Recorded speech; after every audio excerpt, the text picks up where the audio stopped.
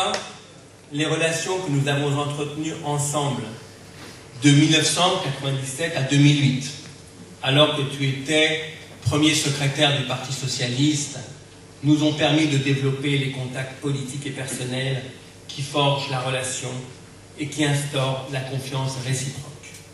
11 ans de relations politiques au cours desquelles nous avons pu harmoniser nos positions. Et nous avons obtenu des résultats exceptionnels. Nous nous souvenons, lorsque René le rappelait, tu es arrivé à la tête du Parti socialiste en 1997, et alors que le combat pour la reconnaissance du génocide arménien piétinait en France, tu as permis de donner un coup d'accélérateur à notre cause en inscrivant à l'ordre du jour des débats de l'Assemblée nationale une proposition de loi reconnaissant le génocide arménien. Bien qu'étant en période de cohabitation avec un Premier ministre socialiste, en l'occurrence Lionel Jospin, tu as réussi à le convaincre de la nécessité de trouver l'équilibre diplomatique nécessaire, permettant au gouvernement de laisser la procédure parlementaire suivre son cours. Et le groupe socialiste à l'Assemblée nationale déposait une proposition de loi le 29 mai 1998, soit un an seulement après ton accession à la tête du Parti socialiste.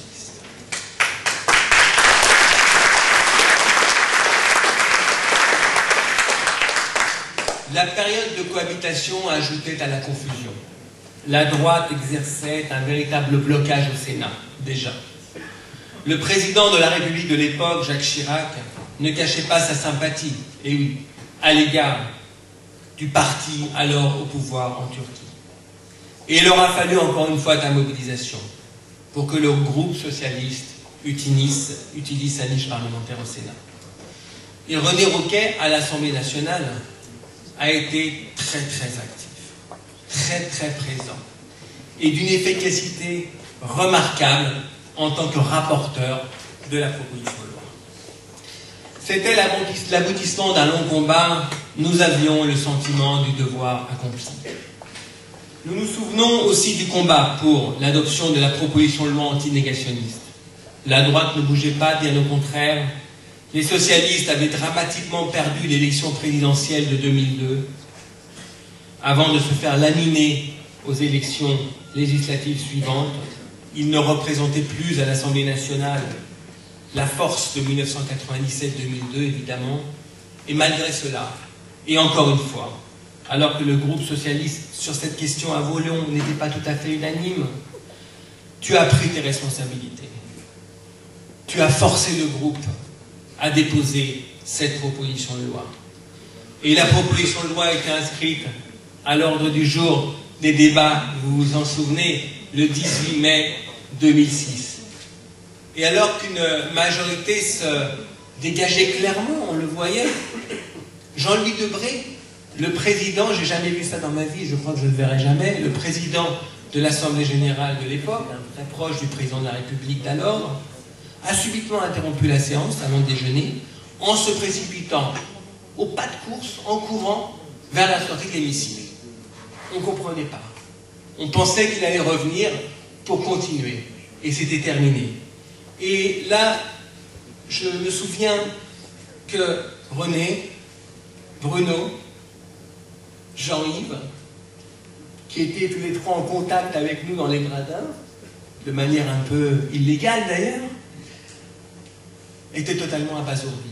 Et nous, on n'avait pas envie de quitter l'Assemblée nationale. Nous étions furieux. Des cris sortaient de l'hémicycle. Et je me souviens encore que nous avons eu à ce moment-là un vrai doute. Nous nous sommes dit, c'est terminé.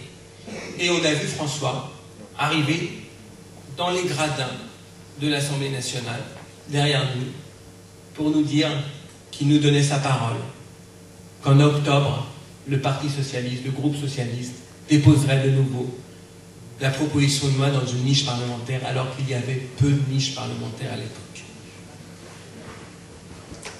Et le texte a été présenté à l'Assemblée nationale le 12 octobre 2006, mis à l'ordre du jour, avant finalement d'être adopté. Je l'indiquais au début de mon intervention, cher François, la majorité obtenue hier par la gauche au Sénat et la possible élection de Jean-Pierre Bel à la présidence de la Haute Assemblée, relance positivement notre action contre le négationnisme.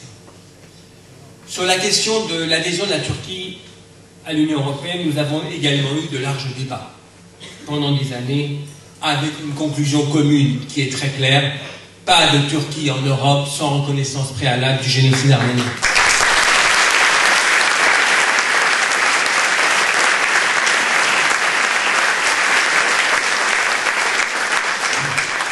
Et François a poussé la démarche jusqu'au bout en envoyant un courrier au président de la République turque de l'époque, Mehmet Sezer, lui demandant de reconnaître le génocide arménien.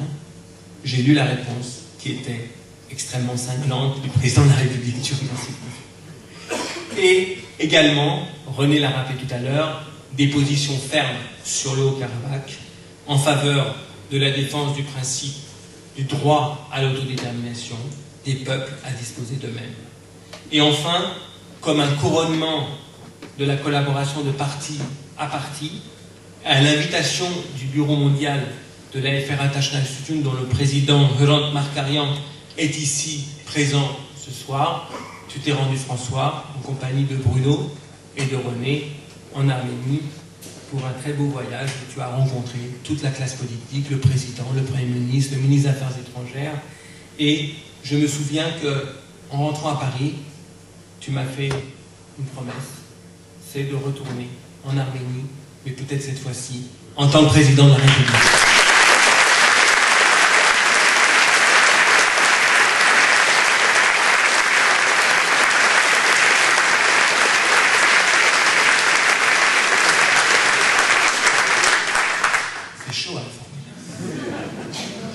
Tout ce rappel a pour objectif de préciser une chose essentielle en politique: le respect de la parole donnée. C'est assez rare, et chez toi, c'est une constance. Je n'ai pas le souvenir d'une promesse que tu aies faite et que tu n'aies pas tenue. La communauté arménienne nous connaît. Nous, le parti Taşkent, nous sommes un parti exigeant. Nous plaçons la défense de la cause arménienne au cœur de notre démarche. Et si nous avons décidé de te soutenir, cher François, c'est que nous avons de très bonnes raisons de le faire. Il est important de remarquer que les principaux soutiens de la cause arménienne à l'Assemblée nationale et au Sénat te soutiennent ta candidature et t'aideront probablement à devenir président de la République.